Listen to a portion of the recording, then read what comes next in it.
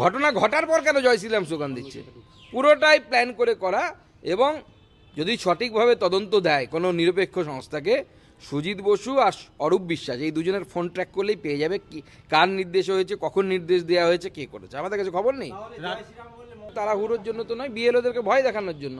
মমতা বন্দ্যোপাধ্যায় বলে দিয়েছেন যে আমাদের তৃণমূল কংগ্রেসের লোকেরা যা দেবে তথ্য, সেটা আপনারা যাচাই করবেন না, করলে পরে আপনাদের চাকরি যাবে। অলিখিতভাবে তিনি তো সেটাই বলেছেন, মঞ্চ থেকে দাঁড়িয়ে বলেছেন।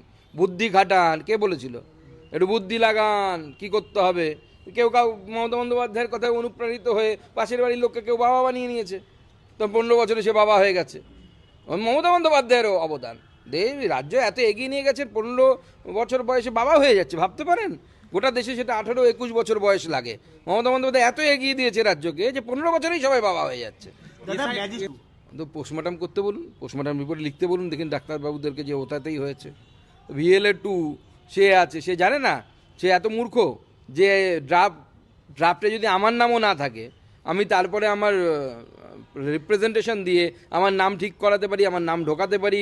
আমার নামের বানান ভুল থাকলে সেখানে আমার রিপ্রেজেন্টেশন থাকবে। ড্রাফট লিস্ট মানে পাঠার বানানো হয় কেন? ড্রাফট লিস্ট বানানো হয় এবং টাঙিয়ে দেওয়া হয় এই উদ্দেশ্যে যে সেই ড্রাফট লিস্টে যে সমস্ত ভুল আছে, সেই ভুল যেন সংশোধন করার সুযোগ থাকে নির্বাচন কমিশনের কাছে। সেই জন্যই তো ড্রাফট লিস্ট থাকে, আর তো কিছু না।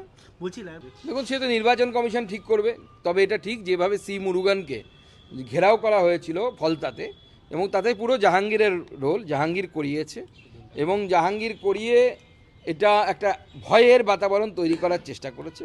তবে উনিও সিজনড অফিসার, আমি যতদূর জানি অনেক দিন থেকে উনি এই রাজ্যে IAS অফিসার হিসেবে আছেন।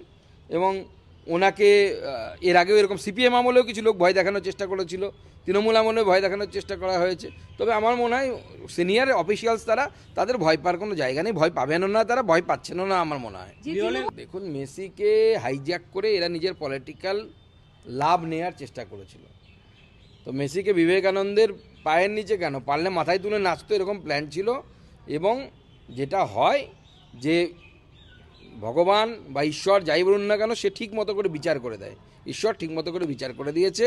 তৃণমূল কংগ্রেসের নেতার জোচ্চোর নেতারা যারা মেসির ছবিকে ব্যবহার করে নিজেদের ছবি উজ্জ্বল করার চেষ্টা করেছিল, মেসিও বুঝে গেছে এদের সাথে বেশিক্ষণ থাকলে মেসির কালারও কয়লার মতো কালো হয়ে যাবে, সে মেসিও কেটে পড়েছে। আপনার মনে হয় সুপ্রিম কোর্টের কোনো জাজকে দিয়ে তদন্ত করালে ভালো হয়। সুপ্রিম কোর্টের কোনো রিটায়ার্ড জাস্টিস হতে পারেন বা বর্তমান জাস্টিস হতে পারেন। मेसी को लेकर कल